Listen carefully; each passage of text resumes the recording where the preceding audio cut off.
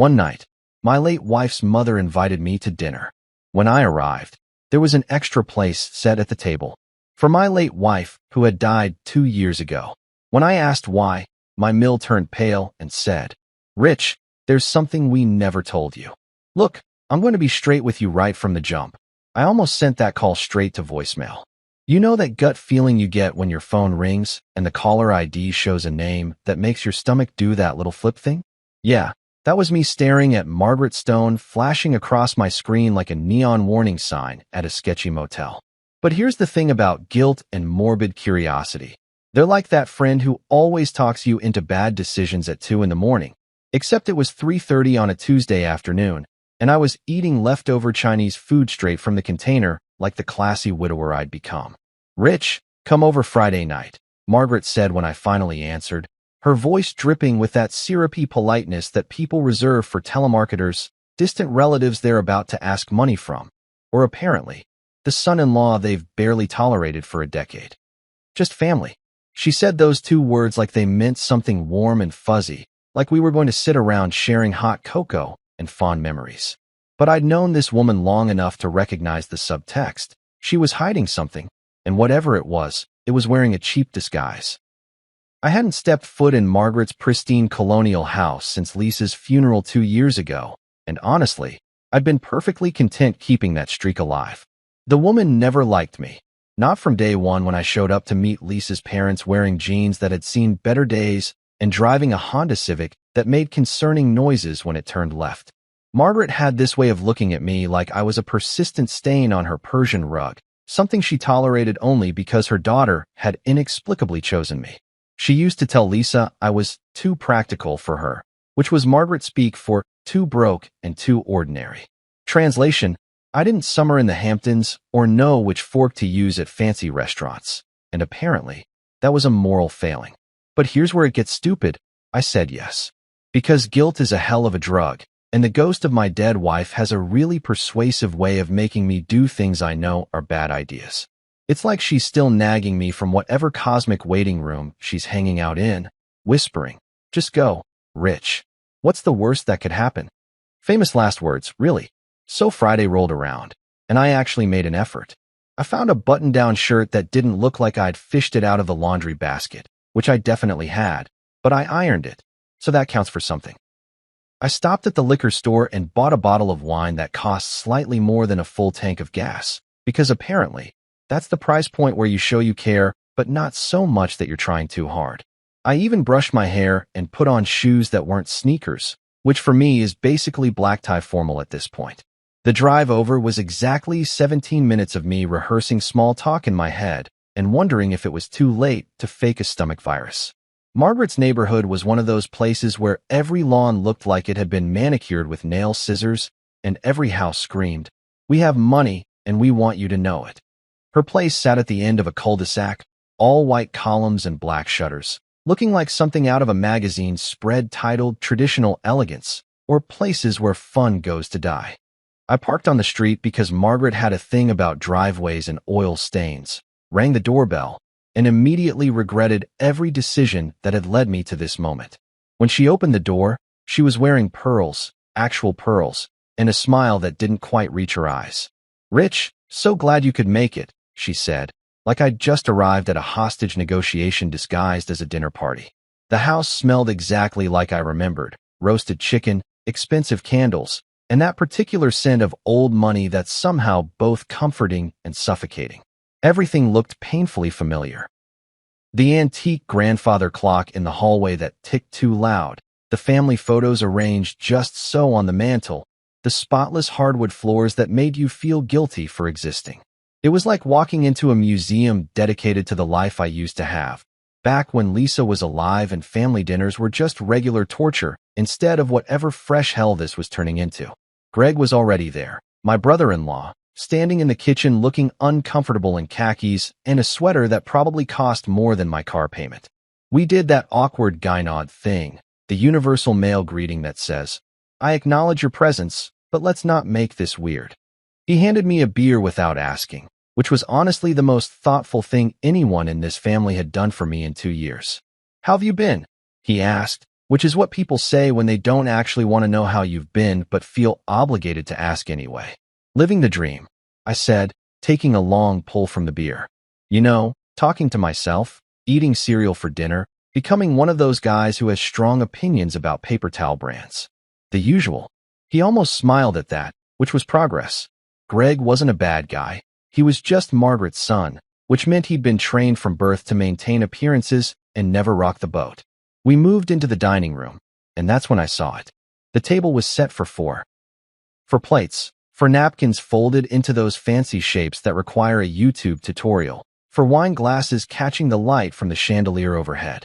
I counted heads. Margaret, Greg, me. 3 people. The math wasn't mathing, as the kids say, or as I assume they say. I'm 43 and my cultural references are stuck somewhere around 2019. And that 4th place setting? It was at the head of the table. Lisa's spot. The chair she always sat in during family dinners, where she'd kick me under the table when Margaret said something passive-aggressive, where she'd pour me extra wine when the conversation got too painful.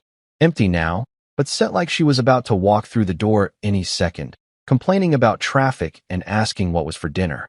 I actually laughed, not because it was funny, but because the alternative was acknowledging how completely bizarre this was. Expecting company, I said, gesturing at the empty place setting with my beer bottle.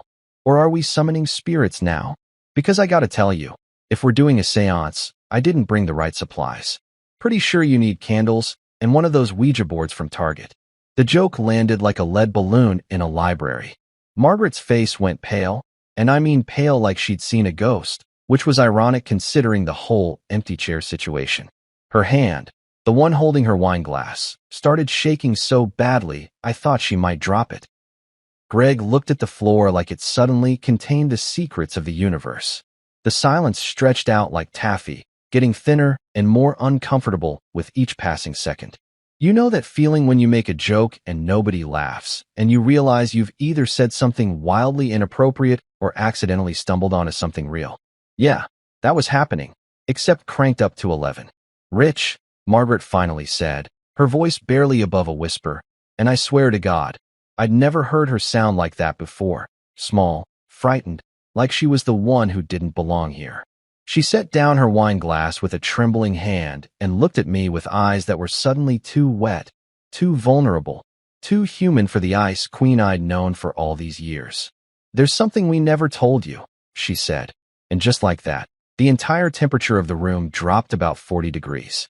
Greg's face had gone from uncomfortable to full-on panic mode, and I was standing there with a beer in one hand and my car keys in my pocket, trying to figure out if I could make it to the door before whatever bomb they were about to drop actually detonated.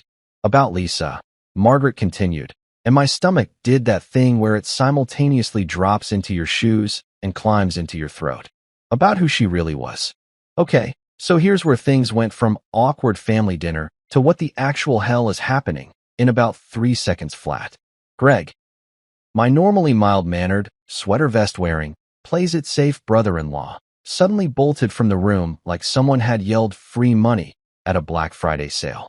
He disappeared through the doorway into what I'm pretty sure was Margaret's study, that room she always kept locked like it contained nuclear codes or her real personality or something equally dangerous. I stood there holding my beer, looking at Margaret, who was now staring at the empty chair like it might start talking back to her. Listen, I said, because apparently I don't know when to shut up. If this is about Lisa's life insurance policy, I already spent it on therapy and a really disappointing trip to Vegas, so we're good there. Nobody laughed. Tough crowd. Greg came back carrying this wooden chest, and I'm not talking about some cheap thing you'd pick up at HomeGoods. This was legit antique looking, about the size of a shoebox, but heavier, with these intricate carvings on the sides that probably meant something to people who knew about antique furniture and gave a damn. The wood was dark, almost black, with brass corners that had that greenish patina that screams, I'm old and I've seen some stuff. And here's the thing, it looked familiar. Like, uncomfortably familiar. Lisa used to have a box kind of like this, kept it on her dresser for years. I always assumed it was full of old jewelry or love letters from her high school boyfriend or whatever sentimental crap people keep in fancy boxes. I'd never actually looked inside because, you know, boundaries and also basic human decency. Plus, Lisa had this way of glaring at you when you touched her stuff that could freeze lava. Is this her stuff? I asked, setting down my beer because my hands suddenly felt too sweaty to hold anything. My voice came out weird, tight in a way that I didn't like. Because if we're going through her things, I should probably be more drunk for this conversation. Margaret didn't answer. She just looked at Greg with this expression that I couldn't quite read, somewhere between "please don't do this" and "we don't have a choice." Greg's face had gone pale, like someone about to confess to a hit and run or tell their parents they'd failed out of college. His hands were shaking as he pulled out this brass key from his pocket, small, old-fashioned, the kind of key that definitely didn't come from Ace Hardware. He slid the key into the lock, and I heard this soft click that sounded way too loud in the suddenly silent dining room. When he lifted the lid, I could see papers, letters, documents, photographs, all jumbled together like someone had packed them in a hurry. The paper was yellowed at the edges, and I could smell that old book smell, musty and familiar and wrong all at the same time. Right on top was a note, handwritten, and I recognized that handwriting immediately. Lisa's distinctive scrawl, all loops and slants, and the way she crossed her T's too high. I'd seen that handwriting on grocery lists, birthday cards, passive-aggressive notes on the fridge about me leaving dishes in the sink. Seeing it now made my chest do this weird thing where it felt too tight and too empty at the same time. I reached for the note before anyone could stop me, my hands moving on autopilot. The paper felt fragile, like it might crumble if I held it too hard. The message was short, classic Lisa, straight to the point with just enough drama to make you wonder if she was serious or messing with you. If you're reading this, something went wrong. Burn everything. Trust no one. I actually laughed, like, full-on laughed out loud, the kind of laugh that's not really about humor, but about your brain short-circuiting because it doesn't know how else to process information. That's my girl, I said, waving the note around like it was a winning lottery ticket. Dramatic to the end. What's next? A treasure map? Secret codes? Please tell me there's at least one cryptic riddle because that would really complete the whole spy thriller vibe we've got going here. But then Greg pulled out a photograph, and I swear to God, the room started spinning. It was Lisa, definitely Lisa. I'd know that face anywhere, but younger, maybe mid-20s, wearing clothes I'd never seen before. She was standing outside some fancy building, one of those old brownstones that screams old money, and we summered in Martha's Vineyard before it was cool. And she wasn't alone. There was a guy next to her, tall, clean-cut, wearing a suit that probably cost more than my current wardrobe times 10. And here's the really messed up part. He looked like me. Not exactly like me, because this guy was clearly living his best life in a tax bracket I'd never even visit, but the resemblance was there. Same height, same build, same dark hair, except his was styled by someone who knew what they were doing, and mine looked like I cut it myself in the bathroom mirror after 3 beers, which I definitely had. But this guy, he had that confidence, that polish, that whole, I've never worried about money a day in my life, energy that I would never possess even if I won the lottery. His smile was perfect, his posture was perfect, everything about him screamed, I belong in a Ralph Lauren ad. I flipped the photo over with shaking hands. There was writing on the back in someone else's handwriting. Neat, precise, the kind of penmanship they don't teach anymore. Just a name and a date. William Carrington 4, July 2008. Who the hell is this? I asked, and my voice came out sharper than I intended. I looked up at Margaret, then at Greg, both of them staring at me like I was a bomb they weren't sure how to defuse. Seriously, who is William Carrington IV, and why does he look like my low-budget doppelganger? Margaret's hands were clasped in front of her, so tight her knuckles had gone white. She opened her mouth, closed it, opened it again like a fish trying to figure out how to breathe air. Greg was looking anywhere but at me. The ceiling, the floor, the empty chair, anywhere that wasn't my face. Margaret, I said, slower this time, enunciating each syllable like I was talking to someone who didn't speak English. Who is this? She swallowed hard, her throat working like the words were physically painful to get out. When she finally spoke, her voice was barely above a whisper, the kind of whisper people use when they're confessing to something they've kept hidden for way too long. Your wife, she said, and I watched her mouth form the words like I was watching a foreign film without subtitles, wasn't exactly who she said she was. The beer bottle slipped from my hand.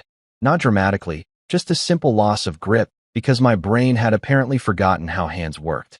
It hit the hardwood floor with a crash that sounded like a gunshot in the silence, glass shattering into a million pieces, beer spreading out in a pool that Margaret would normally have had a stroke over, but now just stared at like she couldn't care less about her precious floors.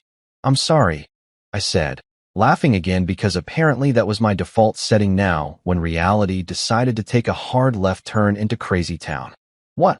Greg bent down and pulled out more photographs from the box, spreading them across the table like he was dealing cards in the world's worst poker game. Lisa at galas. Lisa at what looked like charity events. Lisa standing with people I vaguely recognized from business magazines I'd never read. And in several of them, William Carrington IV, always there, always smiling that perfect smile, always looking like he owned whatever room he was in. Her real name, Margaret said, tears now streaming down her face and ruining her perfect makeup, which honestly was more unsettling than anything else because I'd never seen this woman cry, not even at her own daughter's funeral, was Elizabeth Carrington. She was William's sister, and the life she built with you, all of it, was a cover to escape the family she was born into. I stared at the photographs, at the note, at the box full of secrets that my dead wife had apparently been keeping, and thought, yeah, this is fine, this is totally fine. My entire marriage was apparently a witness protection program that nobody told me about. Cool, cool, cool. "I need another beer," I said. "Actually, I need all the beers. Every single beer in this house. And possibly something stronger. Do you have anything stronger? Please tell me you have something stronger." So there I was, standing in Margaret's dining room surrounded by photographic evidence that my entire marriage had been built on lies, holding a fresh beer that Greg had wordlessly shoved into my hand, because apparently alcohol was the only reasonable response to finding out your dead wife was secretly a runaway heiress.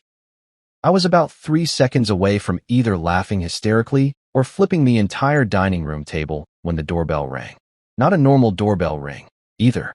This was one of those long, insistent rings that said, "We're not going away," mixed with just a hint of "This is official business." The kind of ring that makes your stomach drop because nothing good ever comes from a doorbell that aggressive at 7:30 on a Friday night. Margaret's head snapped toward the door so fast I thought she might get whiplash. Greg, who'd been in the middle of pulling out yet another incriminating document from the box of secrets, froze like a deer that had just heard a gun cock. The look they exchanged wasn't the usual sibling telepathy thing. This was pure, unfiltered panic. "Are you expecting someone?"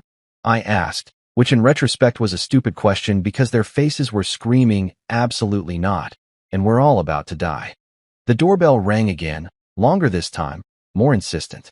Greg moved to the window and peeked through the curtains, not like a normal person checking to see who's at the door, but like someone in a mob movie making sure the cops haven't surrounded the building. His face went from pale to basically transparent. "Black sedan," he whispered, like the people outside might hear him through the walls and triple-paned windows. 2 men. Suits. Government plates. Now, I've never been a paranoid guy. I don't think the government is watching me. I don't stockpile canned goods for the apocalypse. And I've never once thought my phone was listening to my conversations. Mostly because my conversations are boring and nobody would want to listen to me argue with myself about what to have for dinner. But something about the way Greg said, "government plates," made every hair on my arm stand up like they were trying to evacuate my body. "Don't open the door," I said, and the words came out of my mouth before my brain even processed them. Margaret looked at me like I'd just suggested we all strip naked and do the Macarena. "What are you talking about? We can't just ignore them. What if it's important?" "Important." I gestured at the box, at the scattered photographs, at the note from my dead wife that literally said, "Trust no one." "Lady, I don't know what's happening here, but I've seen this movie before. This is the part where the mysterious men in suits show up asking questions, and it never, and I mean never, ends with cookies and polite conversation. It ends with people disappearing or databases being wiped or someone getting thrown in the back of an unmarked van." "You watch too much television," Margaret said, but her voice was shaking, and she was wringing her hands in that way people do when they know you're right but don't want to admit it. The doorbell rang a 3rd time, and now someone was knocking, hard, official knocks that sounded like they were using the meaty part of their fist instead of their knuckles. Mrs. Stone, we need to speak with you. It's regarding your daughter's estate. Estate. Right. Because mysterious government men always show up unannounced on Friday nights to discuss estate matters. Sure. And I'm the Queen of England. Back door, I said, already grabbing the wooden box and shoving it under my arm like it was a football, and I was making a desperate play for the end zone. Where's your back door? Rich, you're being ridiculous. Margaret started, but I was already moving, my body operating on pure instinct and probably too much adrenaline for someone who spent most of his time sitting at a desk job. Greg, bless him, pointed toward the kitchen. Through there, past the mudroom. But Rich, maybe we should just what? Open the door and have a nice chat about how Lisa was apparently a completely different person? About this box full of whatever the hell this is. I was speed walking through her pristine kitchen now, past the granite countertops and the fancy espresso machine that probably cost more than my car. No thanks. I've survived 2 years of grief counseling and awkward condolence casseroles. I'm not about to get disappeared by the men in black over information I didn't even know existed until 20 minutes ago. I could hear Margaret protesting behind me. Something about me being paranoid and overreacting and how we needed to handle this properly. But I was already in the mudroom, fumbling with the back door lock. My hands were shaking, from adrenaline or fear or the sheer absurdity of the situation. I couldn't tell. The lock finally clicked, and I burst out into Margaret's perfectly manicured backyard like a middle-aged man escaping from a particularly dangerous PTA meeting. The cool night air hit my face, and I could hear voices from the front of the house now. Official-sounding voices that definitely didn't belong to neighbors asking to borrow sugar. I ran across the lawn, probably destroying Margaret's precious grass in the process, clutching the wooden box to my chest like it contained the nuclear codes and my dignity. My car was parked on the street, thank God, about 50 yards from where I was currently doing my best impression of a fugitive. I could see the black sedan parked directly in front of Margaret's house, sleek and ominous, and exactly like every government vehicle you see in movies when things are about to go sideways. 2 men in dark suits were at the front door, one of them holding up some kind of badge or ID. I hit the unlock button on my key fob from across the yard. Worst decision ever, by the way, because my car made that stupid chirping sound that might as well have been a foghorn announcing fleeing person right here. I dove into the driver's seat, threw the box on the passenger side, and jammed my key into the ignition with shaking hands. The engine roared to life, and by roared, I mean it made that concerning rattling sound it always makes when I start it cold, but at that moment, it sounded like the sweetest symphony ever composed. I threw the car into drive and hit the gas, my tires squealing against the pavement in a way that was definitely going to leave marks and probably wake up every dog in the neighborhood. In my rearview mirror, I could see one of the suits turn his head toward the sound. He said something to his partner, and they both started moving toward their sedan with that purposeful walk that said they were about to pursue. But I had a head start, and my piece of crap Honda might sound like it's dying, but it can move when it needs to. I blew through the stop sign at the end of Margaret Street. Sorry, traffic laws, we'll catch up later. And took a hard right that made the box slide across the passenger seat and crash into the door. The sedan was pulling out behind me now, their headlights cutting through the darkness like searchlights. Okay, I muttered to myself, gripping the steering wheel so hard my knuckles were white. You're being chased by government agents because your dead wife was secretly rich and left you a box of God knows what. This is fine. This is totally normal. Just another Friday night. I took a left, then another right, weaving through the suburban streets like I was in a car chase scene, except way less cool and way more terrified. My heart was hammering in my chest so hard I thought it might actually break through my ribcage. The sedan was still behind me, maintaining a steady distance, not trying to catch up, but definitely not backing off either. I hit the main road and floored it, blowing past the speed limit by about 20 miles per hour. My car shook and rattled in protest, but it kept moving. The sedan matched my speed effortlessly, because of course it did, because government vehicles probably have engines that don't sound like they're coughing up a lung. By the time I merged onto the highway, I was laughing, actually laughing out loud, like a crazy person, which I guess I was now. The whole situation was so absurd, so completely insane, that my brain had apparently decided that hysterical laughter was the only appropriate response. Netflix thriller, I said to no one, to the box, to the ghost of Lisa wherever she was. My life just turned into a Netflix thriller, and I haven't even finished dessert. I didn't even get dessert. Margaret's roasted chicken is still sitting on that table, and here I am running from the feds over secrets I don't even understand. The sedan eventually fell back. Whether they lost me or decided I wasn't worth the chase, I couldn't tell.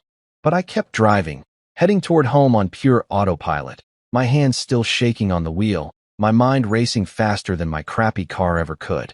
I made it home in record time, which is impressive considering I spent half the drive checking my rearview mirror like a paranoid drug dealer and the other half questioning every life choice that had led me to this moment. My house, a modest two-bedroom ranch that Lisa and I had bought back when we thought we'd fill it with kids and golden retrievers and all that suburban dream nonsense, looked exactly the same as I'd left it 3 hours ago. Same peeling paint on the shutters, same overgrown lawn that I kept meaning to mow, same welcome mat that was more ironic than welcoming at this point. But something felt off. You know that feeling, right? When everything looks normal, but your gut is screaming that something's wrong. Yeah, that was happening in stereo. I sat in my car for a solid 5 minutes, engine off, just staring at my front door like it might suddenly sprout teeth and eat me. The wooden box sat in the passenger seat, innocent and ominous at the same time, like Pandora's box if Pandora had been a runaway heiress with a flair for drama and terrible communication skills. Okay, Rich, I said to myself, because talking to yourself is totally normal behavior and not at all a sign that you're losing it. You're going to go inside, lock every door and window like you're preparing for the zombie apocalypse, and figure out what the hell is in this box. Simple. Easy. What could possibly go wrong? Famous last words, right there. I grabbed the box, hustled to my front door with the speed of a man who watches too many crime shows, and got inside. First thing I did, locked the door. Second thing, locked it again, because apparently one lock wasn't enough for my newly paranoid brain. Then I dead-bolted it, chained it, and for good measure, shoved a chair under the doorknob like I was barricading myself against a home invasion. The air inside felt too still, too quiet. Usually, my house has this lived-in quality. The hum of the refrigerator, the creak of old pipes, the general ambience of a place that's seen better days but still functions. But right now, it felt like the house was holding its breath, waiting for something bad to happen.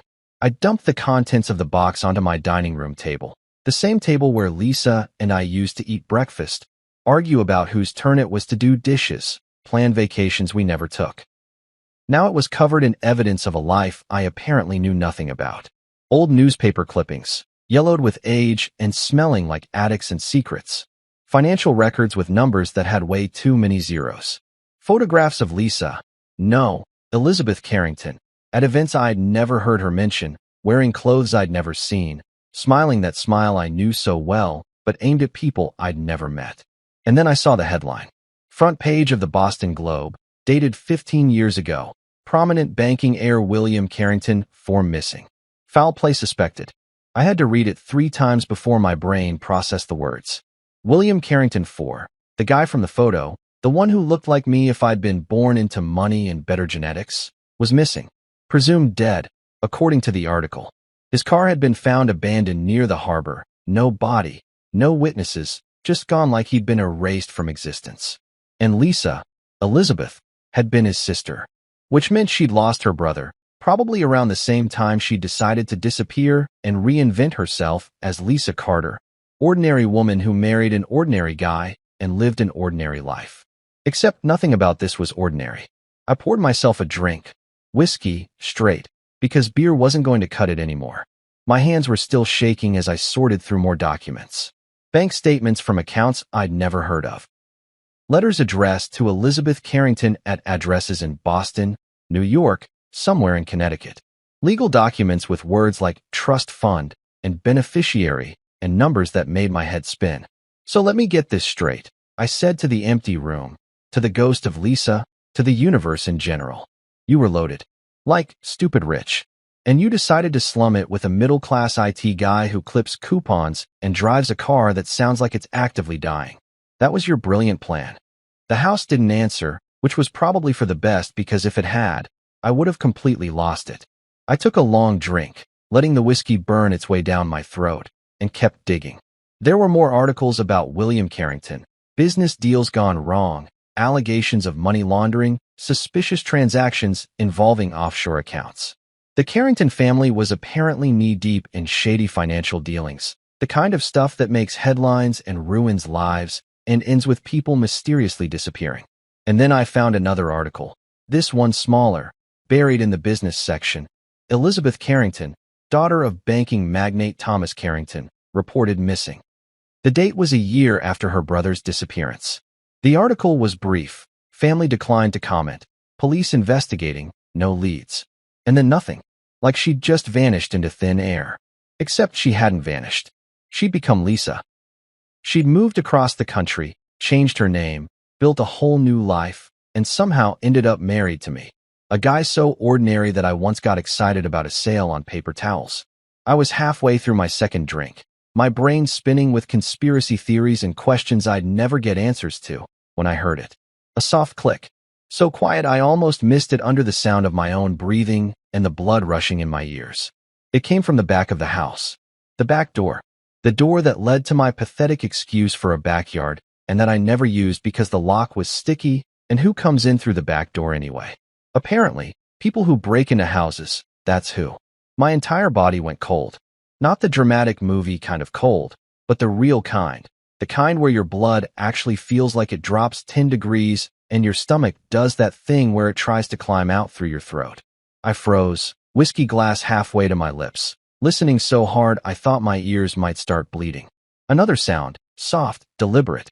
Someone was trying to be quiet, trying not to be heard, which was way worse than someone just kicking down the door and announcing their presence. Then came the sound of glass breaking. Not loud, not a crash, just a soft tinkle of glass hitting tile, like someone had carefully broken the small window next to the back door. The window I'd been meaning to replace for 6 months because the lock didn't work properly. Of course, I muttered, setting down my glass as quietly as I could. Right on cue. Because why wouldn't people break into my house on the same night I find out my dead wife was secretly a rich fugitive? That makes perfect sense. This is totally how Friday nights should go. I could hear movement now, careful, measured footsteps on my kitchen linoleum.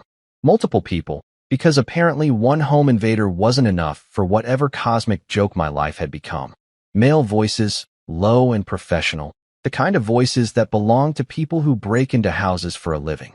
Check upstairs, one of them said, and I swear my heart stopped beating for a solid 3 seconds. My brain kicked into survival mode. That primal part that apparently still works even when you're a middle-aged guy who hasn't run anywhere faster than a brisk walk in about 5 years. I grabbed the box, because leaving behind the thing people were clearly breaking in to steal seemed stupid, and headed for the stairs, taking them 2 at a time as quietly as I could, which wasn't very quiet because my stairs creak like they're auditioning for a haunted house soundtrack. The attic. I had an attic with a crawl space that Lisa used to make fun of me for never cleaning out. It's full of spiders and your broken dreams, she used to say. Right now, those spiders and broken dreams were looking like my best option for survival. I yanked down the attic ladder.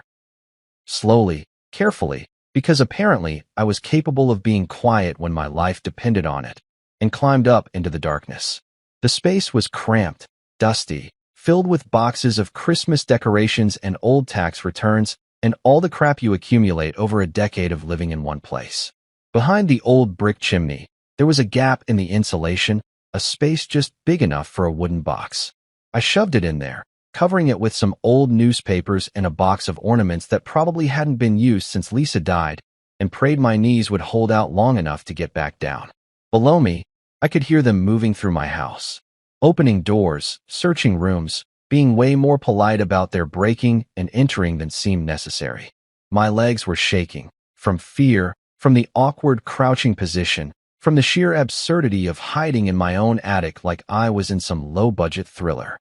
Check upstairs, the voice said again, closer now, and I heard footsteps on my stairs. I held my breath. Actually held it, like I was underwater and surfacing would mean death. My Fitbit buzzed on my wrist, probably congratulating me on my elevated heart rate or asking if I was exercising, which would have been funny if I wasn't currently having a heart attack in my own attic. The footsteps reached the second floor. I could hear them checking the bathroom, the spare bedroom, my bedroom. Drawers opening, closets being searched, the methodical efficiency of professionals who'd done this before. Please don't look up, I thought. Please don't notice the attic ladder. Please be terrible at your job. The universe, for once, decided to cut me a break. The footsteps retreated, heading back downstairs. More voices, muffled conversations I couldn't quite make out. Something about not here and check the mother-in-law's place, and he must have it. They left through the front door, not even trying to hide the fact that they'd broken in, because apparently when you're scary enough, you don't have to worry about covering your tracks. I heard a car start, drive away, and then nothing but silence and my own ragged breathing. I stayed in that attic for another 20 minutes, just to be sure, my body cramping and my mind racing. When I finally climbed down, my house looked like a tornado had gone through it.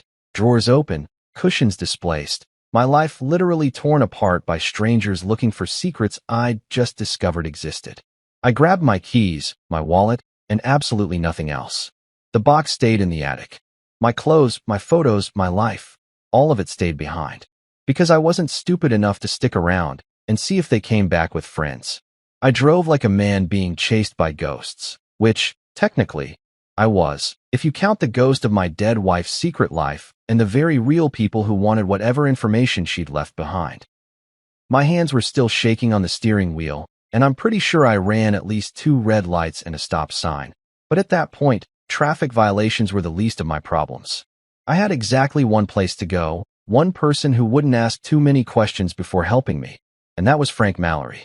Frank lived 3 streets over from my house, had lived there for probably 40 years, since before the neighborhood was the neighborhood, back when everything was cheaper and life made more sense. He was 80 years old, a Vietnam vet who'd survived 2 tours, 2 divorces, and a raccoon infestation that had become legendary in our neighborhood. The man was tougher than beef jerky left out in the sun, meaner than a snake when he needed to be, and the only person I knew who'd actually shoot someone if the situation called for it. We'd become friends in that weird way men become friends, bonding over broken lawnmowers and complained about property taxes, and occasionally sharing a beer on his porch while he told stories about the war that were probably 50% truth and 50% whiskey-fueled embellishment. He'd liked Lisa, called her a pistol and too good for you, Carter, which was accurate on both counts. I pulled into his driveway at about 9:30, my headlights cutting across his front lawn and probably waking up his neighbors, but I was way past caring about suburban etiquette. His house was a modest ranch, similar to mine but better maintained, with an American flag out front that he took down every night at sunset and put back up every morning at dawn without fail. I practically fell out of my car and stumbled up to his front door, pounding on it like a man being chased by demons, which again, technically accurate. The porch light flicked on, and I heard the unmistakable sound of a shotgun being racked, that distinctive click-clack that you can't mistake for anything else, and that makes your entire body tense up even when you know you're not the target. The door opened about 6 inches, held by a chain, and Frank's weathered face appeared in the gap. He was wearing a bathrobe, one of those old man bathrobes that looks like it survived the Reagan administration, and holding his shotgun like he was born with it in his hands. His eyes were sharp though, alert in a way that made you remember this wasn't just some harmless old man, but someone who'd seen actual combat. "Jesus, Rich, you look like hell," he said, taking in my disheveled appearance, my wild eyes, the fact that I was sweating despite the cool night air. "Good news," I said, panting like I'd just run a marathon instead of driven 3 blocks. "It's not my blood this time." He raised an eyebrow at that, unhooked the chain, and opened the door fully. "Get inside before you wake up the whole damn street with your dramatic entrance." I didn't need to be told twice. I practically fell through his doorway into his living room, which smelled like Old Spice and gun oil, and that particular scent of old houses that have been lived in by the same person for decades. His walls were covered with military memorabilia, photos from Vietnam, his service medals in a shadow box, a flag that had been folded into that perfect triangle you only see at military funerals. Frank closed the door, locked it, and leaned his shotgun against the wall within easy reach. He looked me up and down like he was assessing casualties on a battlefield. "You want to tell me why you showed up at my house looking like you just escaped from a hostage situation, or should I start guessing?" So I told him everything. And I mean everything. The dinner at Margaret's, the box of secrets, William Carrington IV, Lisa's real identity, the men in suits, the break-in at my house. All of it spilling out in a jumbled mess of words that probably didn't make much sense, but Frank listened to anyway, his face getting more serious with each detail. When I finished, he was quiet for a long moment, just staring at me with those sharp eyes that had seen too much and forgotten too little. Then he walked over to his liquor cabinet. Actual cabinet, not just bottles shoved in a kitchen cupboard like at my place, and poured 2 glasses of bourbon. Real bourbon, the expensive kind that people give as gifts and save for special occasions. He handed me a glass and knocked back his own in one smooth motion. "Your wife ever mention people after her?" he asked, his voice casual, but his eyes deadly serious. "No," I said, taking a shaky sip of bourbon that burned way better than the cheap whiskey I'd been drinking at home. "She mostly complained about my snoring and how I never put the toilet seat down. You know, normal married couple stuff." "Not exactly. Hey honey, by the way, I'm on the run from financial criminals, and my real name is Elizabeth." Frank walked over to the window and peeked through the curtains, scanning the street like he was checking for enemy combatants. "She told me once," he said quietly, still looking out the window, "if anything ever happened to her, keep you safe." I literally choked on my bourbon. "I'm sorry, what?" "She told you that? When? Why didn't you?"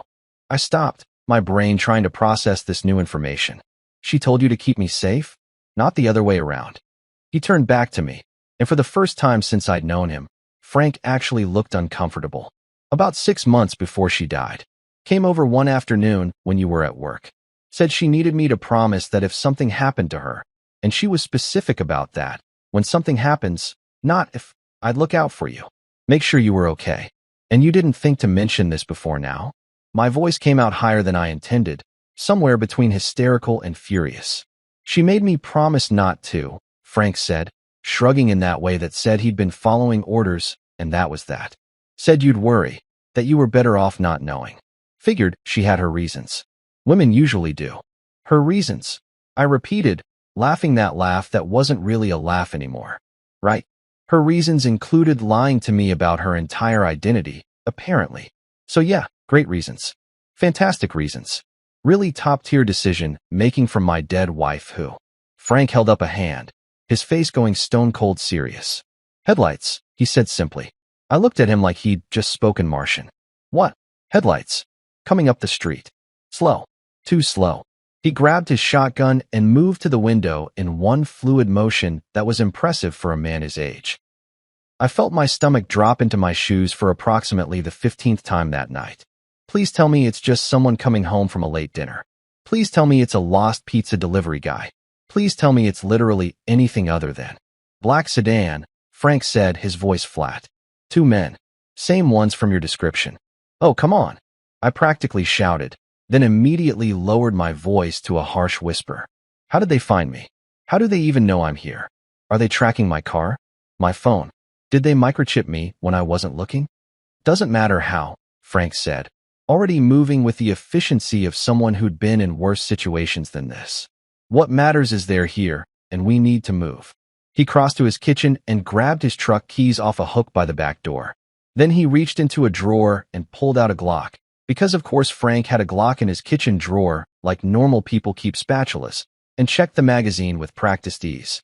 "Take my truck," he said, tossing me the keys.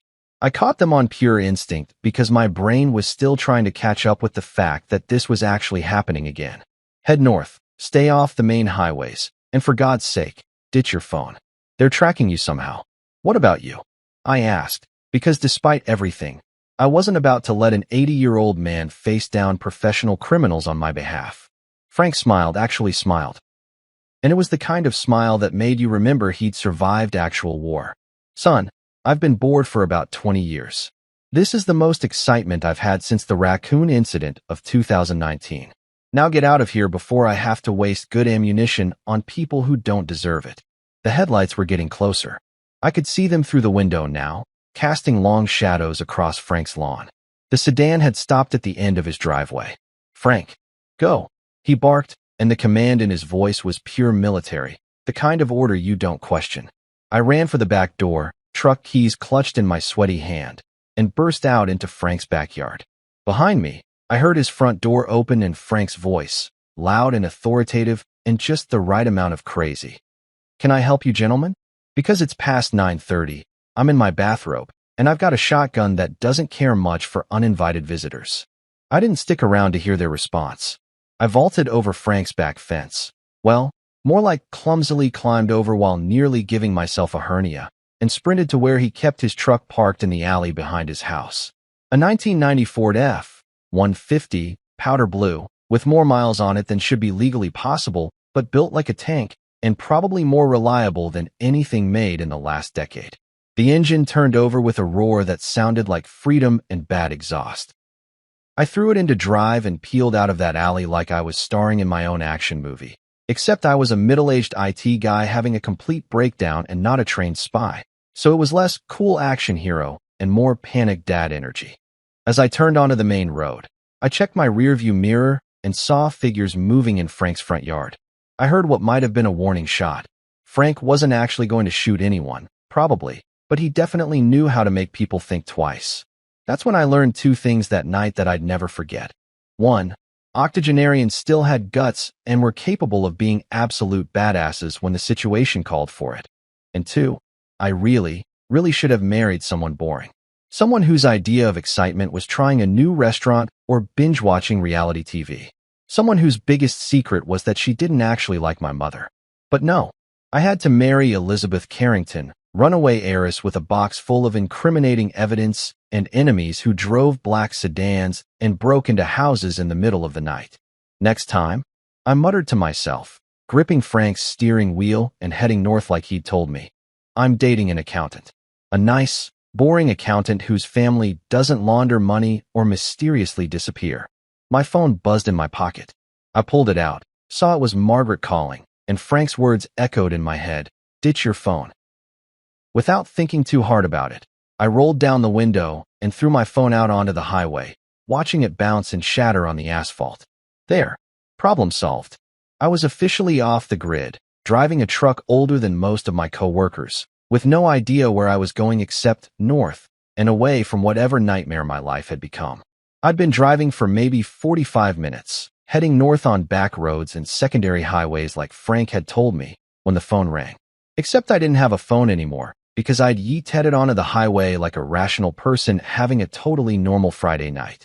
So when I heard the distinctive ringtone, some generic melody that definitely wasn't mine, I nearly drove Frank's truck straight into a ditch. The sound was coming from the glove compartment. I pulled over onto the shoulder, hazard lights on, and sat there for a solid 10 seconds just staring at the glove box like it might contain a bomb or a really aggressive raccoon. Because at this point, either option seemed equally plausible. Finally, I popped it open, and there was a cell phone inside. One of those old flip phones that looked like it had survived Y2K and several presidential administrations. It was ringing. The screen said, "Unknown caller," which was exactly the kind of ominous detail that makes you want to throw this phone out the window too.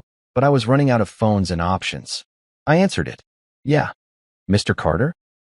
The voice was male, calm, professional, the kind of voice that belonged to someone who'd never panicked in their entire life. "Don't hang up. I'm a private investigator. Name's Daniel Cortez. I've been following your wife's case." "Oh, great," I said, laughing because apparently that was my default response to insanity now. "Another guy who knows more about my marriage than I do. Let me guess. You're going to tell me she was actually a spy? A mobster? Maybe she was working for the CIA? Because at this point, nothing would surprise me. She could have been an alien from Mars, and I'd just be like, sure, that tracks." He chuckled, actually chuckled, like I'd said something genuinely funny instead of having a breakdown in a stolen truck on the side of a highway. "You're funnier than I expected. Lisa mentioned you had a sense of humor. That stopped me cold." "You talked to Lisa? When?" "She's been dead for 2 years. Before she died," Cortez said, his tone shifting to something more serious. "About 3 years ago, actually. She hired me to investigate her family's business dealings. Said she needed documentation, evidence, something concrete that could hold up in court if things went sideways." I sat there in Frank's truck, engine idling, watching cars pass by on the highway while my brain tried to process this information. Let me get this straight. My wife, who apparently wasn't even named Lisa, hired a private investigator to build a case against her own family, and nobody thought to mention this to me? Her actual husband. She was protecting you, Cortez said simply. The less you knew, the safer you'd be. The Carrington family isn't just wealthy, Mr. Carter. They're dangerous. Old money, political connections, the kind of people who make problems disappear permanently. Yeah, well, they're not doing a great job because I'm currently very aware of the problems, and the problems are definitely aware of me. I shot back. I've had my house broken into, been chased by men in suits, and I'm currently driving my elderly neighbor's truck while trying not to have a complete mental breakdown. So the whole keeping me safe plan? Not super effective. Cortez was quiet for a moment. Listen carefully. Lisa wasn't who you thought she was, but not in the way you're probably thinking. She wasn't some criminal on the run. She was the daughter of William Carrington III, Boston banking magnate, philanthropist, and one of the most sophisticated money launderers on the East Coast. Money laundering, I repeated flatly. Of course, because why would it be something simple like tax evasion or jaywalking? Her brother, William IV, the one you saw in the photos, he figured it out first. Found evidence that their father was using the family banks to wash money for everyone from corporate embezzlers to organized crime. He was going to go public, expose everything. 2 weeks later, his car was found abandoned at the harbor. No body, no witnesses. Case went cold within 6 months. I felt sick. Actually, physically sick, like I might need to open the truck door and lose what was left of my dinner on the side of the highway. And Lisa? Elizabeth, he corrected gently. She knew her brother didn't just disappear. She spent a year digging, following his trail, copying files, building her own case. Then she realized she was next on the list. So she ran, changed her name, moved across the country, tried to build a normal life while keeping all her evidence hidden, waiting for the right moment to use it. And she married me because... I couldn't even finish the sentence. Was I just convenient cover? The perfect disguise? Because she loved you, you idiot, Cortez said, and there was actual warmth in his voice. I met with her a dozen times. She talked about you constantly. Said you were the only real thing in her life. The only person who saw her as just Lisa, not as a Carrington or an heiress or a target. You were her escape from all of this. I had to pull over completely now because my hands were shaking too hard to drive. I put the truck in park and just sat there, gripping the steering wheel, trying not to cry like a middle-aged man having an emotional crisis in a borrowed vehicle. So what happened? I finally managed. How did she die? And don't tell me it was actually a car accident like everyone said. Another pause. This one longer, heavier. The official report says mechanical failure. Brake line failed on a mountain road. But I've seen the photos, talked to people who investigated the scene. Those brake lines were cut, Mr. Carter. Professional job. Made to look like an accident. And there it was. The confirmation of what some part of me had suspected for 2 years, but never wanted to admit. Lisa, Elizabeth, hadn't died in some random accident. She'd been murdered, killed by her own family, probably, or whoever they'd hired to do their dirty work. The people who came for you tonight, Cortez continued, his voice steady and matter-of-fact like he was discussing the weather. They think you have what she left behind. Documentation, evidence, financial records. They're right, aren't they? You found something. Maybe, I said, because I wasn't stupid enough to confirm anything to a voice on a phone, even if that voice seemed to know everything already. Let's say hypothetically I did. What would hypothetical me do with hypothetical evidence? Stay alive long enough to use it, he said. And trust me, I know that's asking a lot, but I've been working this case for 3 years. I know where the bodies are buried, metaphorically, and, in a few cases, literally. I can help you. Before I could respond, before I could decide whether I trusted this guy or if this was another trap in a night full of traps, my new borrowed phone buzzed. A text message from a number I didn't recognize. Come home.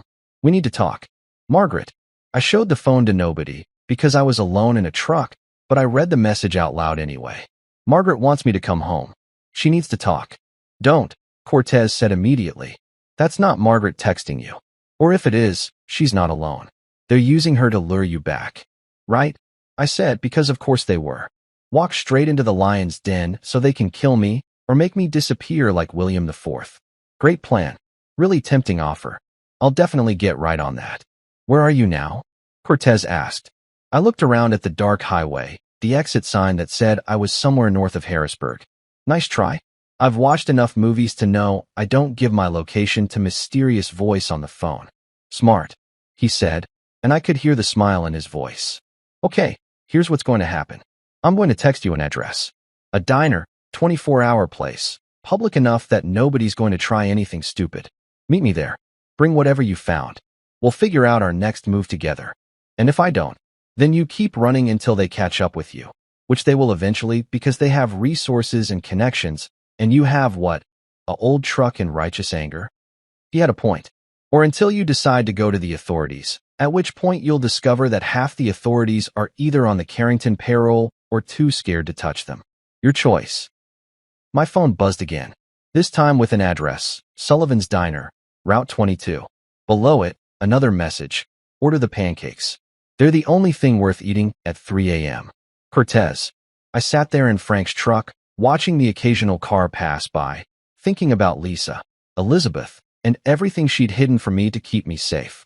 Thinking about William IV at the bottom of some harbor. Thinking about brake lines cut on a mountain road. Why should I trust you? I finally asked. Because your wife did, Cortez said simply. And because right now, I'm the only person offering to help instead of hunt you. That's worth something. He had a point. A good point, actually. Fine, I said.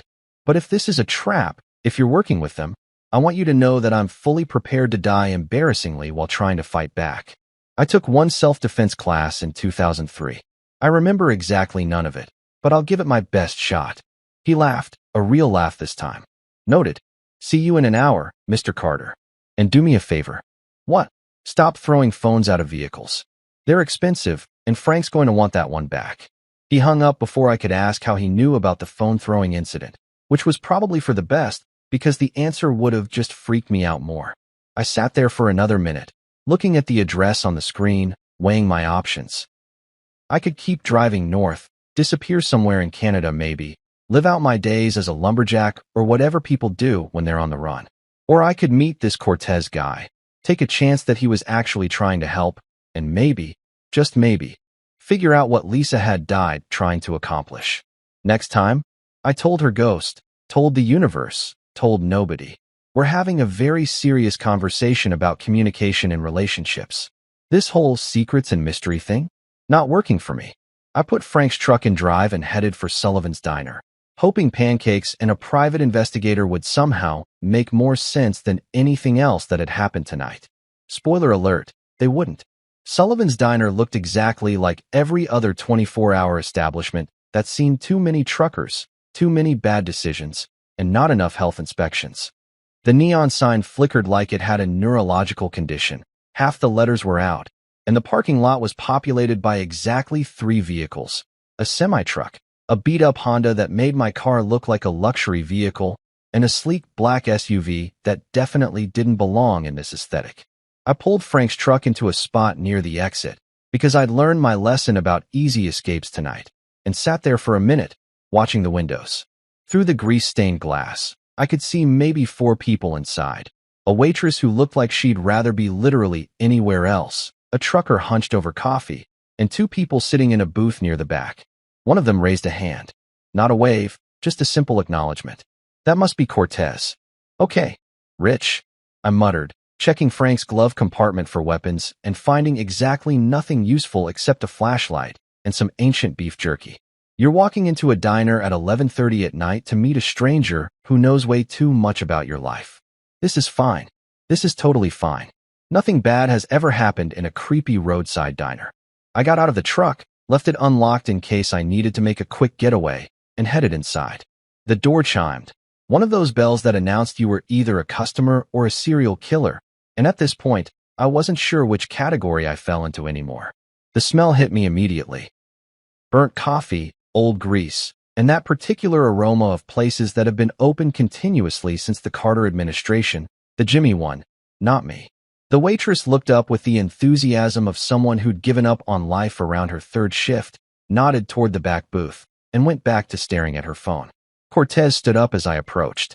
He was younger than I expected, maybe late 30s, Hispanic, wearing a leather jacket over a button-down shirt like he couldn't decide if he was going for professional investigator or guy who rides motorcycles on weekends. Clean cut, sharp eyes that missed nothing, and a handshake that was firm without being aggressive. "Mr. Carter," he said, "thanks for coming. Did I have a choice?" I slid into the booth across from him, my back to the wall because apparently I'd absorbed some paranoia survival skills tonight. "Not really," he admitted with a slight smile. Then he gestured to the woman sitting next to him, and I realized I'd been so focused on Cortez that I'd barely registered her presence. She was maybe 40, Asian American, wearing a navy suit that looked expensive and professional and completely out of place in this diner. Her hair was pulled back in a severe bun, and she had the kind of face that said she didn't tolerate nonsense from anyone, ever. She looked like every lawyer from every legal drama I'd ever seen, except real and somehow more intimidating. "This is Joanna Lee," Cortez said. "Attorney. She's been working with me on your wife's case." "Of course she has," I said, because at this point, why not add a lawyer to the mix? Does everyone know more about my marriage than I do?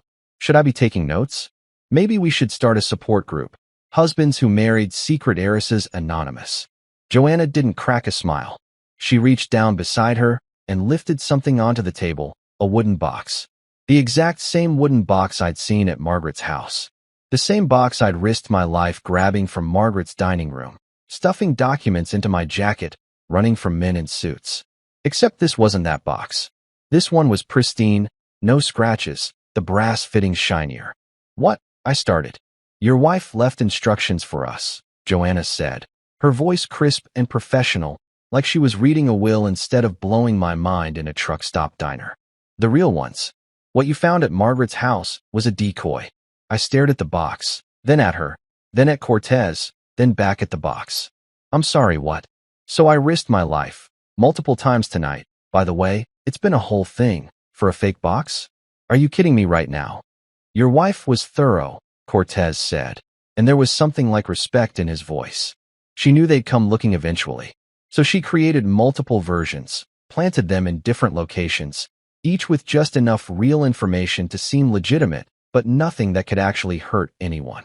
"Except me," I pointed out. "It definitely hurt me. I got chased, my house got broken into, I traumatized an 80-year-old veteran." "Frank's fine, by the way," Cortez interjected. "Checked in with him 20 minutes ago. Gave those guys hell, apparently. They left empty-handed and probably reconsidering their career choices." That made me feel slightly better, but only slightly. Joanna opened the real box, slowly, carefully, like she was handling evidence in a courtroom, which I guess she was. Inside were ledgers. Real ones, leather-bound and thick, filled with pages of handwritten entries, numbers, dates, signatures. Financial records that looked like they belonged in a museum or a very specific type of federal investigation. She pulled out one ledger and opened it to a marked page, turning it so I could see. Rows and columns of transactions, money moving between accounts, shell corporations with names like Northeast Investment Holdings and Atlantic Financial Partners. And at the bottom of several pages, signatures authorizing transfers. One signature appeared over and over. Elegant, looping handwriting that I recognized from birthday cards and thank you notes, and every passive-aggressive message she'd ever left me about not loading the dishwasher correctly. "Margaret Stone." I started laughing. I couldn't help it. The sound came out of me like air escaping from a balloon, high-pitched and slightly unhinged. The trucker at the counter looked over with concern, probably wondering if he should call someone or just mind his business. He chose business. "Well," I said when I could finally breathe again. "I always knew she was evil, but embezzlement? Money laundering? Corporate fraud on a massive scale? That's new. That's a fun development. Really adds dimension to all those terrible Thanksgiving dinners where she criticized my job and my car and my general existence." "Your mother-in-law," Joanna said, her voice flat and factual, was the family accountant. She managed the Carrington financial empire for over 30 years. Every illegal transaction, every laundered dollar, every offshore account. She knew about it, facilitated it, and profited from it. And Lisa, Elizabeth, she figured this out. She figured all of it out, Cortez said. Spent years documenting everything. Her brother William tried to go public with part of it, and you know how that ended. So Elizabeth got smarter. She went deeper, collected more evidence, and created a failsafe. He gestured to the box. This. Everything needed to bring down the entire operation. Banks, shell corporations, political connections, payoffs, it's all here. The waitress appeared with coffee I hadn't ordered, poured it silently, and disappeared again like a ghost who'd given up on haunting and settled for minimum wage. I wrapped my hands around the mug, letting the warmth seep into my fingers. So what now? We take this to the police? The FBI? Post it on Reddit and let the internet handle it. We set a trap, Joanna said simply. She pulled out a tablet, already loaded with a video recording setup. You're going to send Margaret a message. Tell her you have what she's looking for. Give her a time limit, 12 hours before you take everything to the authorities. And then what? She shows up and kills me? Great plan. Really well thought out. Then we record everything, Cortez said. Get her confession, her associates, documentation of the threats. Build a case that's ironclad. He leaned forward. Your wife died trying to do this. We can finish it. I looked at the box, at the ledgers, at my reflection in the coffee. Thought about Lisa, Elizabeth, keeping all these secrets, carrying this weight, trying to protect me while building a case against her own family. Fine, I said. But if I die, I'm haunting all of you. Just so we're clear on that. We recorded the video message in the bathroom of Sullivan's Diner, which was exactly as glamorous as it sounds. The fluorescent lighting made me look like a corpse. The graffiti on the walls added a lovely murder scene ambience, and somewhere in the background, you could hear the unmistakable sound of a toilet that had given up on life. Peak cinematography, really. Spielberg would be proud. Joanna propped her tablet against the paper towel dispenser, adjusted the angle so it caught my face and not the creative drawings of body parts on the stall door, and nodded. Ready? Oh yeah, totally ready, I said, running my hands through my hair in a futile attempt to look less like a man having a complete mental breakdown. I've always wanted to threaten my criminal mother-in-law while standing next to a urinal. Really captures the gravitas of the moment. Just read the script, she said, handing me her phone with bullet points typed out in that clean, lawyerly font that probably cost extra. There's a script? Of course there's a script. I skimmed it quickly. This makes me sound way more confident than I actually am. Can we add something about how I'm terrified and possibly having a heart attack? No, Joanna said flatly. Confidence sells. Terror gets you killed. Fair point. Cortez stood by the door, keeping watch in case anyone decided they needed to use the facilities during my impromptu hostage negotiation video. Whenever you're ready, he said. And try to sound angry. Dangerous, even. Right, dangerous. I'm a 43-year-old IT guy whose most dangerous skill is passive-aggressive emails. But sure, I'll channel my inner action hero. I cleared my throat, looked at the camera, and tried to imagine I was someone who had their life together and wasn't currently hiding in a truck stop bathroom.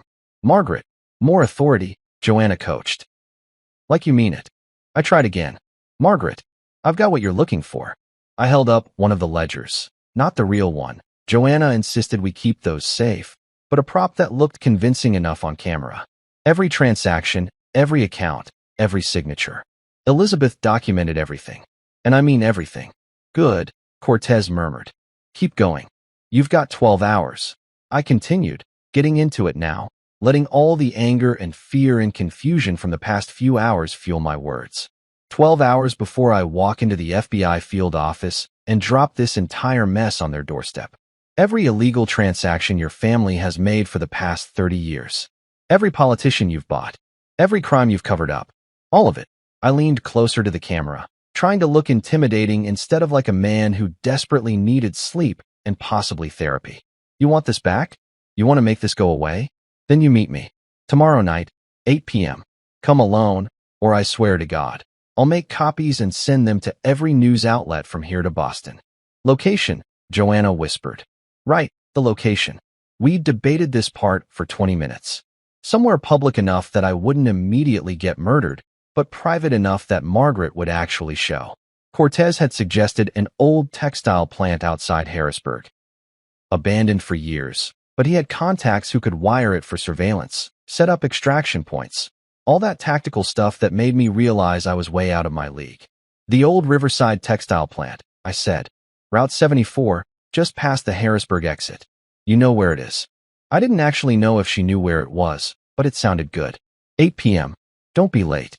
And Margaret? I paused for effect, channeling every action movie I'd ever watched. Bring anyone else, and the deal's off. This is between you and me. Joanna made a cutting motion, and I stopped. She grabbed the tablet, played back the footage, nodded with satisfaction. Perfect. You look tired enough to be desperate, but angry enough to be dangerous. They'll buy it. Great. So I look terrible. That's comforting. She was already typing, attaching the video to an email. This goes to Margaret's personal account and her assistant. We CC her lawyer too, just to make sure someone sees it. They'll get it within the next 5 minutes. And then what? I asked, following them out of the bathroom. The trucker at the counter gave me a look that clearly said he'd heard everything and was judging my life choices. Fair enough, buddy. I was judging them too. Back at the booth, Cortez pulled out what looked like a jewelry box, but turned out to be surveillance equipment. And then we wire you up. Audio and video, hidden camera in your jacket button, microphone in your collar. We'll have a team positioned around the plant. Not close enough to spook her, but close enough to extract you if things go sideways. When things go sideways, I corrected. Let's be honest about the odds here. Joanna pulled out a thick folder, flipped it open to reveal maps of the textile plant. Floor plans, entry points, sight lines, all marked up with notes in her precise handwriting. We've been planning this for months, she said. Waiting for the right moment, the right leverage. Your wife's death accelerated the timeline, but the framework was already there. So I'm just the bait, I said. The idiot who stumbles into the trap you already set. You're the catalyst, Cortez corrected. Margaret won't meet with us. Won't negotiate with authorities. But you? Her son-in-law? The grieving widower who just found out his whole marriage was a lie. She'll meet with you. She'll try to intimidate you, threaten you, maybe even try to buy you off. And when none of that works, she'll incriminate herself, Joanna said simply. People like Margaret Stone, they can't help it. They're so convinced of their own invincibility that they'll confess to everything just to prove how smart they are. The waitress returned with plates we definitely hadn't ordered. Pancakes, exactly like Cortez had mentioned in his text. 3 plates, 3 forks, like she'd known we'd need them. When I looked at her questioningly, she just shrugged. Cortez always orders the pancakes, she said in a voice that suggested she'd seen too much and cared too little. Figured you'd want some too. They're on the house. She walked away before I could ask how she knew Cortez, but honestly, I'd stopped being surprised by anything tonight. Eat, Cortez said, digging into his stack. You've got maybe 18 hours before this all goes down. You should rest, get your head straight, and definitely eat something besides gas station coffee and existential dread. I looked at the pancakes. They actually looked pretty good, which was saying something considering they came from a diner that probably had health code violations older than me. I picked up my fork, cut off a piece, and took a bite. They were delicious. Fluffy, buttery, exactly what I needed after the worst night of my life. So we're really doing this, I said around a mouthful of pancakes. We're setting a trap for my mother-in-law using evidence my dead wife collected to expose a money laundering operation that's been running for 3 decades. Yep, Cortez said. And you're sure about this plan? Because I've seen enough movies to know that plans like this usually end with the amateur getting killed and the professionals barely escaping. You're not going to die, Joanna said, with the confidence of someone who'd never been chased by mysterious men in suits. We'll be there the whole time. First sign of trouble, we extract you. First sign of trouble, I repeated. You mean like when my mother-in-law shows up with armed guards? Or when she tries to kill me? Which sign of trouble, specifically? Cortez smiled. Any of them. All of them. We've got your back, Carter. I finished my pancakes, drank my terrible coffee, and tried not to think about all the ways this could go wrong. The video was already sent. Margaret would see it soon, if she hadn't already. The trap was set. Now I just had to survive being the bait. The Riverside textile plant looked like every horror movie set designer's fever dream. All rusted metal beams, broken windows, and the kind of oppressive atmosphere that screamed, bad things happened here and more bad things are about to happen. It sat on the edge of an industrial wasteland, surrounded by overgrown weeds and abandoned machinery that looked like skeletal remains of some long-dead mechanical dinosaurs. The whole place smelled like rust, mold, and poor life choices, so basically, it matched my current situation perfectly. It was 7:45 p.m. I'd spent the day at a motel that Cortez had set me up in. One of those places where you pay cash and nobody asks questions because they genuinely don't want to know the answers. I tried to sleep, managed maybe 2 hours of restless nightmares about Lisa and break lines and men in suits, and then spent the rest of the time staring at the ceiling wondering how my life had devolved from boring widower who eats cereal for dinner to bait in a criminal conspiracy takedown. Now I was standing inside the main floor of the textile plant, wearing a jacket with a camera button that Cortez swore was undetectable and a microphone in my collar that kept scratching my neck. The wire taped to my chest itched like hell, and I was pretty sure I was sweating through my shirt despite the cool evening air filtering through the broken windows. Testing, testing, I muttered. Can you hear me? If you can hear me, please confirm that this plan is completely insane and we should all go home and watch Netflix instead. Cortez's voice came through the tiny earpiece I was wearing, clear as day. We hear you. You're doing great. And the plan is solid. Just stick to the script. Right, the script. The script that assumes my mother-in-law is going to monologue like a Bond villain instead of just shooting me in the face. She won't shoot you. Joanna's voice cut in, all business. She needs to know where the documents are first. Just let her talk. Get her to confess. We need her on record. Easy for you to say. You're safely tucked away in a surveillance van eating donuts or whatever people in surveillance vans do. We're drinking terrible coffee and monitoring 6 different camera feeds, Cortez said. Much less fun than it sounds. Now focus. Vehicle approaching from the east entrance. My heart immediately decided to try out for a speed metal drum solo. I moved to the center of the main floor, where old machinery created these long shadows in the dim light from the industrial fixtures that were somehow still working. Flickering, dying, but working, kind of like my will to live at this point. Headlights swept through the broken windows, and I heard car doors opening. Multiple car doors. So much for coming alone. She brought friends, I said quietly. Please tell me you're seeing this. We see it, Cortez confirmed. 4 people total. Margaret plus 3 men. Probably security. Stay calm. Oh sure, stay calm. No problem. I'm totally calm. This is my calm face. I was pretty sure my calm face looked like someone about to have a panic attack, but whatever. The door creaked open. Because of course it creaked. Everything in this place was legally required to be ominous, and Margaret walked in. She looked exactly like she always did. Elegant, put together, wearing a coat that probably cost more than my car, and an expression that could freeze nitrogen.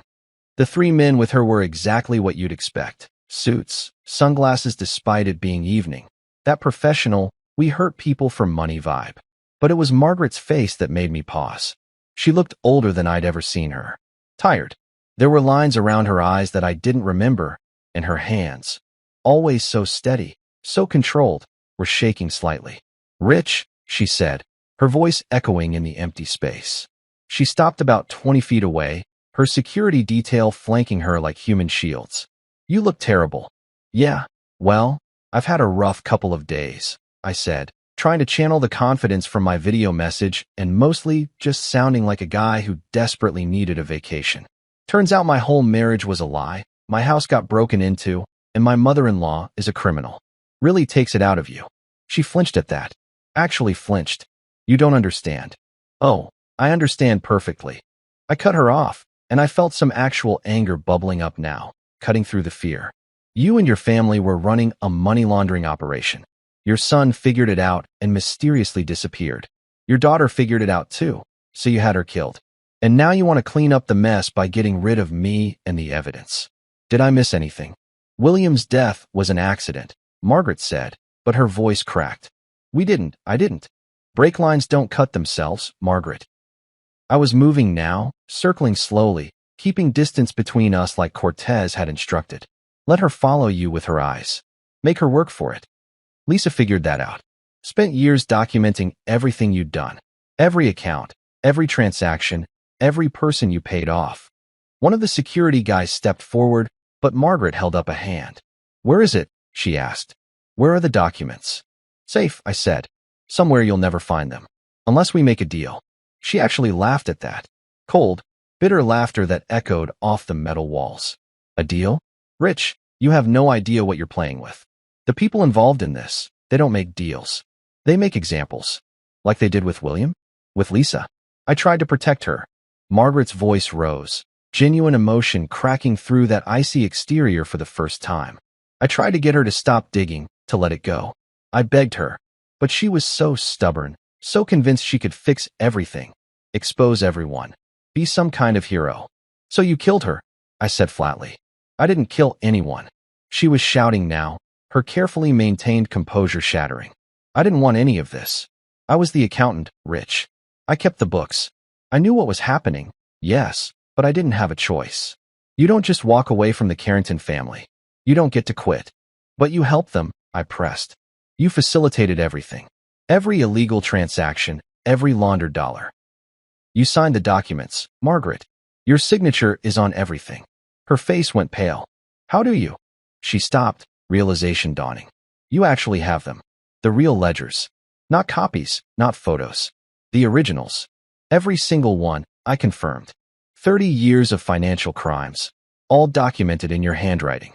Plus the offshore account numbers, the shell corporations, the payoff lists. Everything Elizabeth collected before you had her murdered. I didn't order that, Margaret said, but there was less conviction in her voice now. That was Thomas. My husband. He made that call. He said she was a liability, that she knew too much, that she was going to destroy everything we'd built. Get her talking about the brake lines. Joanna's voice whispered in my ear. We need specific details. How'd they do it?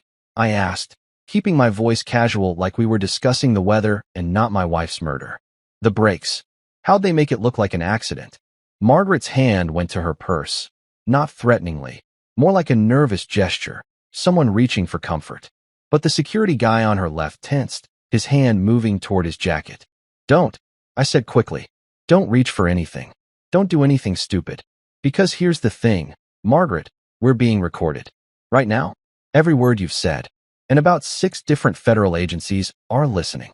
The blood drained from her face. She looked around wildly, suddenly seeing the space differently, looking for cameras, for people, for the trap she'd walked into. You think I'm stupid enough to come here alone? I continued, gaining confidence from her panic. You think after everything, after Lisa, after the break-ins, after being chased across half of Pennsylvania, I'd just waltz in here without backup? You son of a... One of the security guys reached into his jacket, and everything happened at once. Windows shattered as Cortez's team stormed in. Actual SWAT team members, not just private investigators, all tactical gear and assault rifles, and that terrifying efficiency that you only see from people who've done this 1,000 times. Laser sights cut through the dusty air like red threads. Someone was shouting, "Federal agents. Hands up. Nobody move," in that authoritative voice that makes your body obey before your brain catches up. Margaret screamed, a raw, primal sound I'd never heard from her before. Her security detail went for their weapons, but froze when they realized they were outgunned about 15-3. One of them was smart enough to raise his hands. The other 2 looked like they were considering fighting anyway, until the laser sights centered on their chests. Hands where we can see them. The lead agent, a woman who looked like she could bench press a car, was moving forward, weapon trained on the biggest security guy. Down on the ground. Now. I stood there like an idiot, hands half raised because I wasn't sure if I counted as a criminal or a witness or what. An agent rushed past me, grabbed one of Margaret's guys, and had him face down and cuffed in about 3 seconds flat. Professional efficiency is really something to watch when it's not being used on you. Margaret just stood there, hands trembling, her perfect composure completely shattered. She looked at me with something that might have been hatred, or might have been resignation, or might have been some twisted form of respect. She was my daughter, Margaret whispered, tears streaming down her face now, mascara running in dark rivers that aged her 10 years. My baby girl. And she died because she couldn't leave things alone. Because she had to be righteous, had to expose us, had to destroy everything. She died protecting people from you. I shot back, surprised by the steadiness in my own voice. From what you'd become. From what you'd helped build. Ma'am, you have the right to remain silent, the lead agent was saying, pulling Margaret's hands behind her back, cuffing her with that practiced efficiency. Anything you say can and will be used. I know my rights, Margaret spat. Then she looked at me one last time, and her voice dropped to something almost vulnerable. She really loved you, you know. Elizabeth. She talked about you constantly. Said you were the only honest thing in her life. The only real thing. Yeah, well, I said, my throat tight. She was the only real thing in mine too. And you took that away. They let her out. Margaret Stone, criminal mastermind, money launderer, accomplice to murder, reduced to just another person in handcuffs being loaded into a federal vehicle. Her security detail went too, hauled away like the hired muscle they were. Cortez appeared at my elbow, pulling the earpiece out, helping me peel off the wire that had been itching for the past hour. You did good, Carter. Really good. I feel like I'm going to throw up, I admitted. That's normal, he said.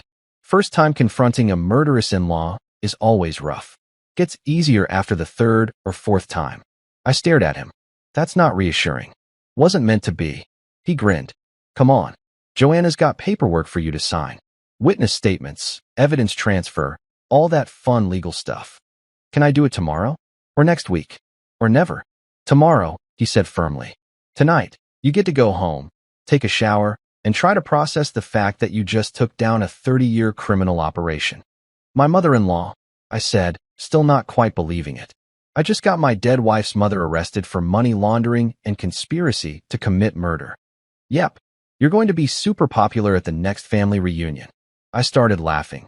That hysterical, exhausted laughter that comes when your brain has completely given up on processing stress normally. Next family reunion. Right. Because that's definitely happening. But as they led me out of that nightmare textile plant, past the federal agents and the evidence bags, and the whole circus of justice being served, I felt something I hadn't felt in 2 years. Relief. And maybe, just maybe, a little bit of peace. Lisa, Elizabeth, would have been proud. Or she would have made fun of me for being dramatic. Probably both. Months later, I was sitting on the porch of my new cabin by the lake, holding a fishing rod that I had absolutely no idea how to use properly, watching the sun set over water that was way too peaceful for a guy who'd spent the better part of spring testifying in federal court. The newspapers had eaten the story alive. Banking dynasty exposed. Money laundering empire crumbles. Widow brings down criminal family. That last one made me sound way more heroic than I actually was, considering I'd spent most of the investigation either panicking or making inappropriate jokes to cope with stress. Margaret was in prison. Federal, not state. Because apparently when you launder money for 3 decades and conspire to commit murder, they don't send you to the nice prisons. Her husband Thomas, Lisa's father, the actual mastermind behind the whole operation, had tried to flee to the Cayman Islands but got picked up at the airport. Turns out federal agents are pretty good at their jobs when you give them 30 years of documented evidence. Who knew? Greg, my brother-in-law, had somehow come out clean. He'd genuinely known nothing about the family business, which made him either the most oblivious person alive or the smartest one for keeping his head down. We talked occasionally now, awkward phone calls where we both pretended the whole, "your mom tried to have me killed" thing wasn't hanging over every conversation. Baby steps. The old house, my house, the one I'd shared with Lisa, I sold it. Couldn't stay there, not after everything. Too many memories, too many broken windows from the break-in, too many ghosts. Used the money to buy this place.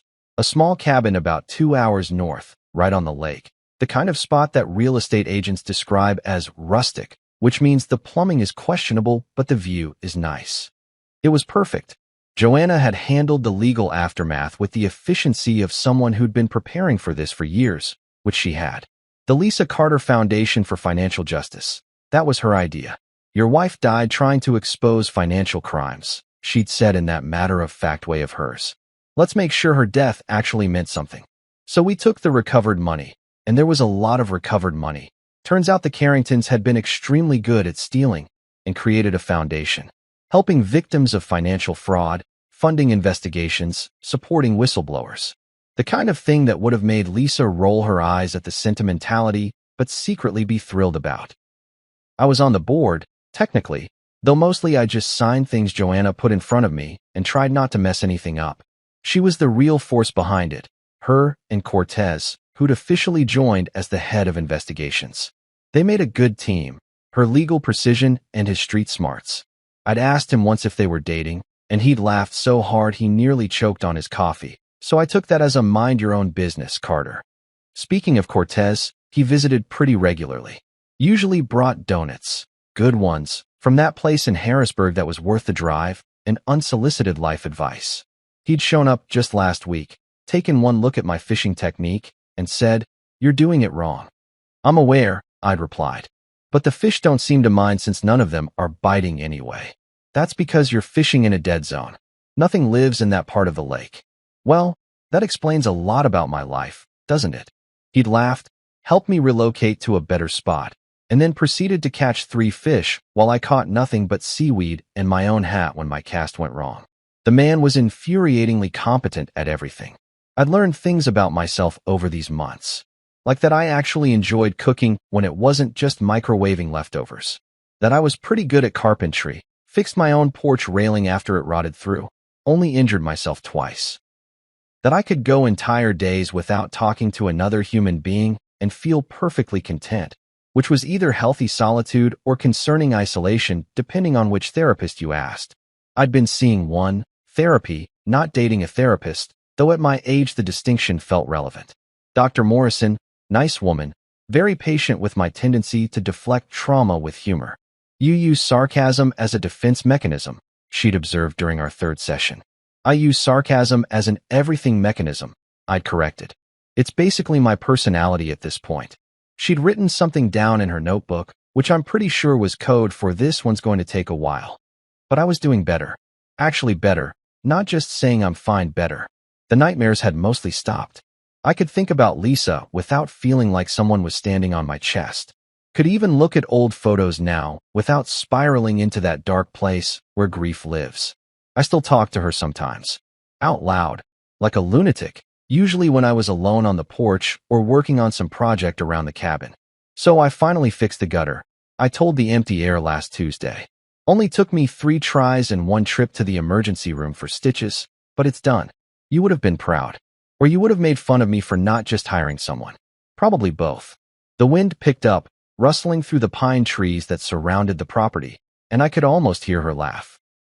That specific laugh she had, the one that meant she thought I was being ridiculous but loved me anyway.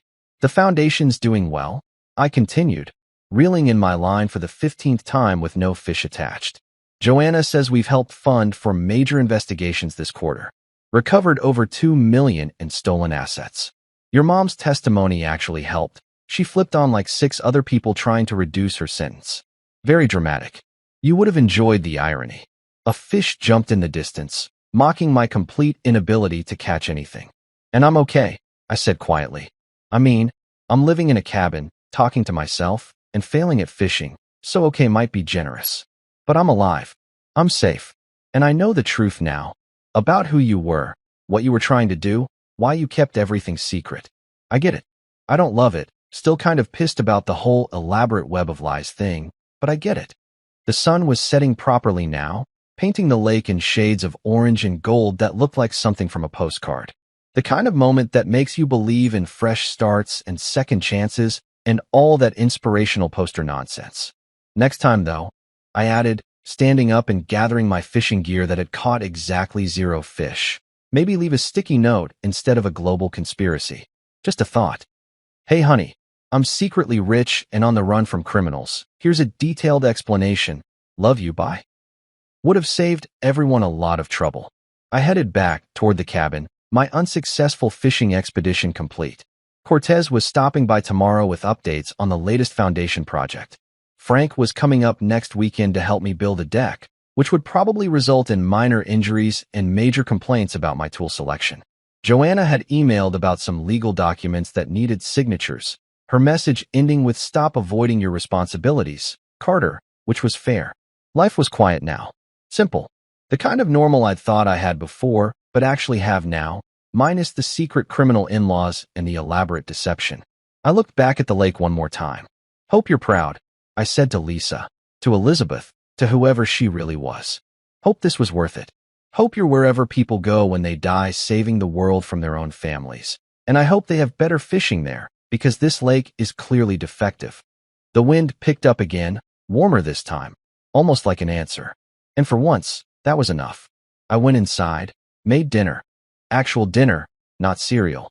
and tried to remember what normal people did on Friday nights when they weren't running from federal crimes. Turned out, normal was pretty damn good, even if I still had no idea how to fish.